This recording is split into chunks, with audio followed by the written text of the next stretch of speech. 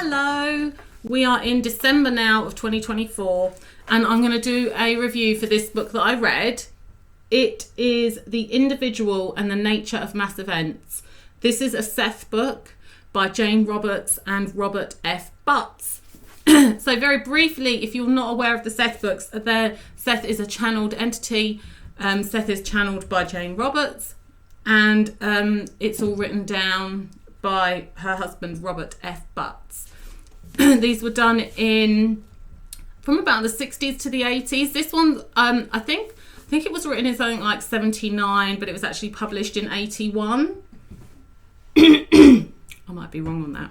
But anyway, so I've read a lot of Seth books. There's a lot of Seth book reviews on my YouTube channel. I really, really love the Seth books. It's one of the first sort of spiritual books that I came along, especially where something's been channeled, and it really gripped me and got my attention, and you know, I've loved them ever since. I think this is like the fifth one I've read. Okay, so they're all sort of giving you the same message, which is that you create your own reality, and the value and importance of the individual, but they are all a little bit different. So this one is talking about the individual and the nature of mass events, which is really interesting. It's talking about how our individual actions come together to form mass events, and that on another level, so he talks about framework 1 and framework 2. Framework 1 is sort of the day-to-day that you're living, and framework 2 is this sort of subconscious world where you communicate with other spirits and entities and talk about other potential options and ways of doing life and the world. So when you have a mass event, there are lots of different individual entities coming together, working out how that's going to play out in practice, and whether they want to be involved in this mass event that's coming up, and what it could do for them. So I'm not going to be able to think of an example now. Okay, so let's think of an example such as a flood in an area.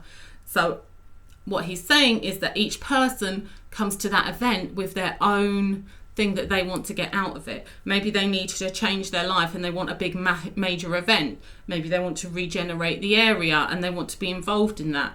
Maybe they want to move. Maybe they want to decorate. There's all sorts of things that could lead them to be involved in that mass event. And if they genuinely really don't want to be involved in that mass event, it's really not for them, it's really not what they want, they would probably move just before it happened or something like that, or at least be away at the time that it happened. So it's really interesting. Again, you've got this thing of you create your own reality. It's not always saying you create what you think you want. It's more saying you create either what you expect or what you think should happen, or what your beliefs lead you to think will happen, which might not always be the positive thing that you want in your sort of brain. And that's definitely an area that I have struggled with over the years with Seth, and also a lot of other spiritual people who talk about creating your own reality. I'm pretty shit at it. I think that's the problem. I understand it, I understand the logic of it, but yeah, it doesn't actually happen. And I've listened to all the stuff, and I do think there is also some stuff you've got to be aware of where people are just like making themselves believe that something's working for them when it's really not. But you know, I just think, well, I'm going to keep trying, and I will keep. I think if nothing else, all this stuff helps you to have a more positive outlook on the world. And it's definitely helped me a lot with that. The world is a strange place. It's a crazy place. Whatever way you come to thinking about how the world is organised and run and what it all means, it's crazy. So for me, this has always been very helpful to think that it feels like it makes sense. It feels like it's logical. And for all I know, I am totally creating exactly what I want, and this is totally what I want. I just haven't understood it properly yet. I don't know, I'm just making excuses. Right, anyway, I love the Seth books. I love the way they're written. There's a lot of information in them. Every sentence is sort of packed full of information. I did feel that this book didn't quite have that in the same way that the other ones I read did. There was still some absolute gems in there, but I kind of felt like a bit of a lack of commitment from Jane and Rob in the book. So Rob talks a lot in the notes about how busy they are, and they've got very behind with other things that they're working on, other books, other Seth books and other personal books that they're working on. And I just felt like, it was kind of like their mind wasn't totally on it. But I do think it's still a really good book to read. And I felt like it was a really good book for me to read now. I am somebody who is very interested in mass events. So things like politics, geopolitical stuff, things that are going on locally as well. So I am somebody who's very interested in them. And I know you hear a lot about people say, well, there's nothing you can really do to affect it. Maybe you should just ignore it or think about it less, blah, blah, blah. But I'm just not got that nature. So even if I try to do that, it's just not in my nature. And also things do come along that are affecting you, whether it's things happening in your local area or national decisions being made. And I understand that people are less or more interested in them, but I do just feel very interested in them. So I really felt this book was really helpful for me to understand why I might be more interested in things like that, how they might affect me more and why. Seth also highlights again the importance of the individual a lot throughout this book, and that's something which I think is really good. That really strikes a chord with me. I do think that the individual was very, very important. And this thing about how every individual matters and every individual has power. He talks a lot about how people feeling powerless can lead to the less desirable actions that we see from people. And that was really, really interesting. So he was sort of saying that basically everybody has ideals and things that they feel are good and the way that things should be and things that they want to express in the world. And he was talking about the difference between idealism and fanaticism. So that basically the difference is that people who have ideals but feel that they can't attain them or get to them because they feel powerless, they don't feel that they can make a difference, that powerlessness that feeling of powerlessness will lead them to extreme thoughts of behaviour, such they need to take extreme measures to get to this ideal that they want. That really made sense. It also explains how these feelings of powerlessness can lead people to follow others, follow things which are not really in their interest, but they feel powerless to get anywhere through their own actions. That was really interesting, and he talks a lot about how religion and science both lead us to feelings of powerlessness. And I think this is definitely true. I mean, religion, you probably don't need to explain as much. I mean, just the fact that you're called a sinner and you're not worthy to eat the crumbs of whatever, that's never really done it for me.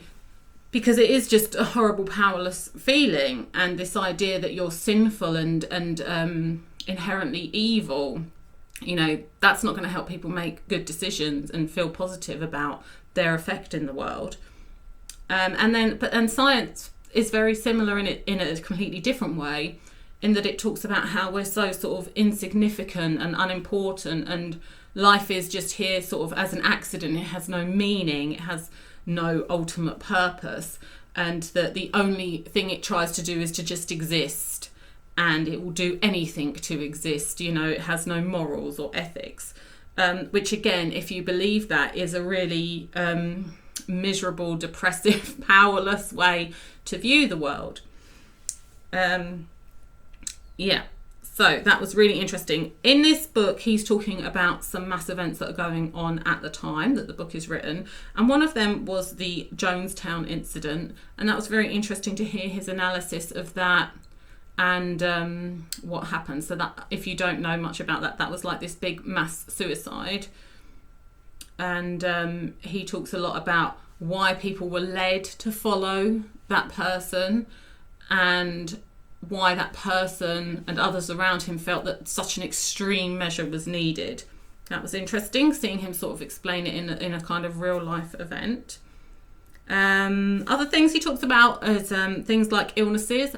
That was very interesting. So Seth has talked before about how, at least on some level, we are creating our reality in terms of illness and death. And this is a really difficult thing to accept sometimes, because they're not things that you would necessarily choose. Okay, but again, he's talking about how it's to do with beliefs and your belief system. So he talks about, so if you believe that you're going to grow old and age and get decrepit and forgetful and all these things, then you will create that reality, because you believe that is what happens, and you believe that is just the way things are. It's very interesting. He also talks about things like viruses and things like that, and how in themselves they're just around, similar in ways to bacteria and things like that. It's individuals who choose, or their personal health, let's say, that allows or doesn't allow something to manifest out in a person. Again, I know these things can be very difficult to hear. But it was very interesting, and he obviously says it way better than I do, in a way that it kind of makes sense. He was even talking about things like pandemics and things like that, and how each individual involved in it is choosing their own way to be involved in it, and that sometimes people choose to die in a way that it is part of a mass event, part of something going on. It is sending a message out to humanity in one way or another. There's other ways that people might have been involved in that pandemic, in creating it from their point, in that maybe they wanted to change the world and change the way things are done, overhaul their belief system by having a big shock to the system, things like that. So, or change their life, change the way they're living, things like that. It's very interesting to think of that idea that even if you're creating something that you don't think you want or that you like, that you are doing it for a reason, to get something out of it. Okay, so I've got a quote here on death. I think it's really good to talk about death because it's such a taboo subject, and like, we are all gonna die. Okay, so Seth says, dying is a biological necessity, not only for the individual, but to ensure the continued vitality of the species. Dying is a spiritual and psychological necessity, for after a while, the exuberant, ever-renewed energies of the spirit can no longer be translated into flesh. Inherently, each individual knows that he or she must die physically in order to survive spiritually and psychically. The self outgrows the flesh. Okay, that's a really interesting way to think about life and dying, and that we're here to experience things and to have experiences, but yeah, that vitality, it needs things to renew it, and part of that is having new lives, different lives, not being in the same life. So that was interesting. What else does he talk about? He talks about things, like I said, a little bit about this sort of scientific idea of survival of the species. He talks about how his ideas about how the world was created and how species exist here and choose not to exist here any longer. He also talks about quality of life, which I thought was really interesting, in terms of animals, that some animals will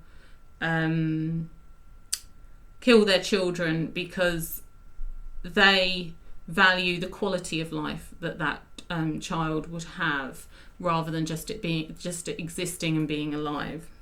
They are interesting things to think. I do think I don't believe in the religious or scientific versions. I do think there's a lot more to life, a lot more meaning and purpose, and a lot that we don't understand, which is really good to recognise as well. Okay, talks about the mechanics of experience. So this is this framework 1 and framework 2. So that we live in framework 1, but that we also exist in framework 2, which we can access through dreams and things like that, which is where future events are planned and organised with other entities, so that we meet a person on a certain day or think about them, or some other thing comes up to spark an action. He also talks, again, as he has done before, about how our feelings come first and then the physical reality is created, how we are a non-physical entity first. That's really interesting. Talking about the individual and saying about these feelings of powerlessness and not trusting our own good nature, and how because he was saying that basically there's really very, very few people who are actually trying to behave negatively or have a negative effect in the world. The vast majority of people are genuinely trying to do what they think is right, but because of their beliefs and maybe feelings of powerlessness, that they can go about them in ways, which don't get perhaps the effect that they were looking for. Or perhaps they feel like, he was saying some people even feel like they need to right the wrongs of others, so they do believe they're doing the right thing. Okay. Anyway, so if you cannot trust your private self, then you will not trust yourself in your relationships with others or in society. If you do not trust your private self, you will be afraid of power, for you will fear that you are bound to misuse it. You may then purposefully put yourself in a position of weakness, while all of the time claiming that you seek influence. Not understanding yourself, you will be in a quandary, and the mechanics of experience will appear mysterious and capricious. Okay, that's really interesting. It's really interesting to think about that thing of power. I think I do have that a bit. I think I don't want to get into a sexism thing, but I think women are sort of told to not use their power as well, and that it's a dangerous thing for a woman to have, and that she would misuse it, as well as all the other, the way that those beliefs are put on all of us as well.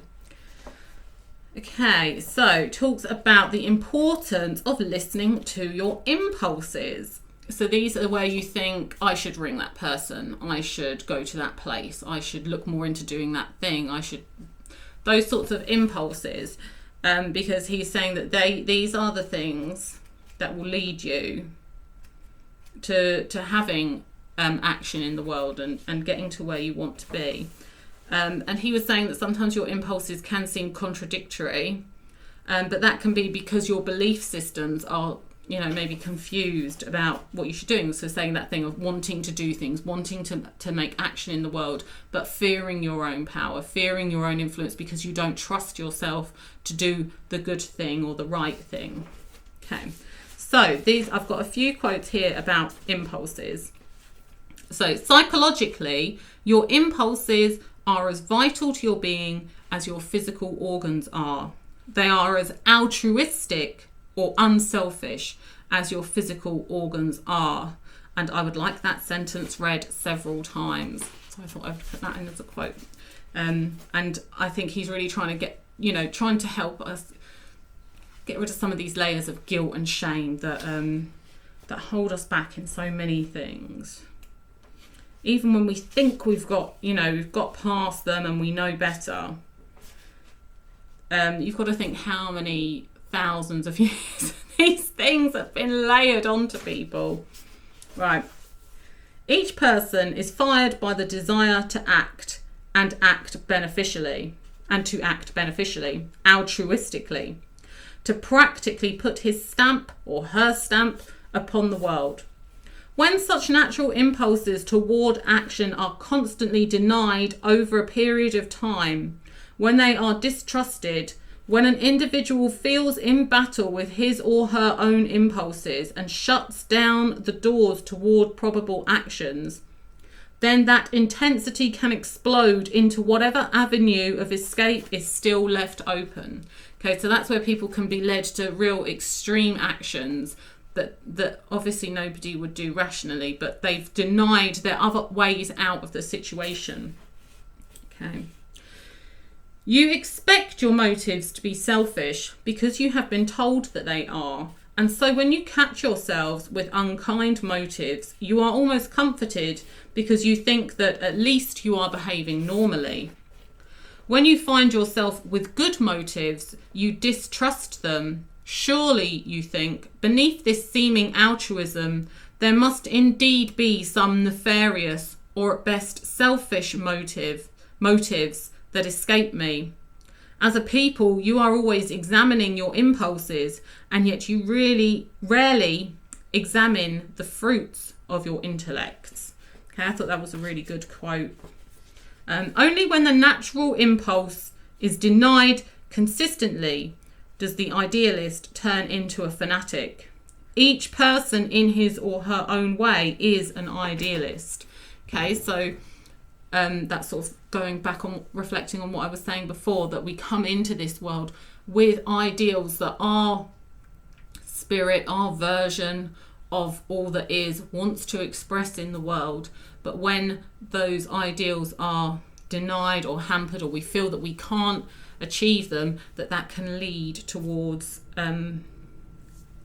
unusual behaviours and extreme behaviours. It talks a lot about the importance of taking action as well, to work towards your ideals, to make sure that you don't end up in that situation, that you are progressing forward, that you trust your intentions, trust your impulses. Obviously, if you get negative impulses, you should recognise that is a negative impulse based on a negative belief. Okay. So, in conclusion, I did really enjoy the book. I feel like it's a real good, timely book for me to read. I think that there's definitely things I want to look into there, because I know I do hold, negative beliefs and things like that, and they're a real bastard to actually crowbar out of the way. Just when you think you're getting somewhere, they'll resurface in some other way. So I think it was a really good book for me to read, a timely one, and I am really interested in how the big mass events are formed as well. So I found that really interesting. And illness, I've got really interested in the last year or so about let's just say non sort of physical ways that illnesses are caused, not the way that we sort of think that they are, where we just happen to fall victim to something that's come along, that there's something else driving that. See my cat outside. Okay, I'm almost finished. Okay, so I'm just going to talk really quickly about what I'm reading now. So I'm actually reading 2 books at the moment, which is really unusual for me. I never normally do that, but the reason I'm doing that is because one is on the Kindle. So I'm reading Aura Linda on the Kindle, which is sort of a Dutch alternative history book, which has been very interesting. And I'm also reading Cause Unknown by Ed Dowd, which is also really interesting. So I don't know which one of them I'm going to finish first. I'm about 2/3 of the way through both of them, so the race is on to see which one I finish first. Okay, all right, thank you.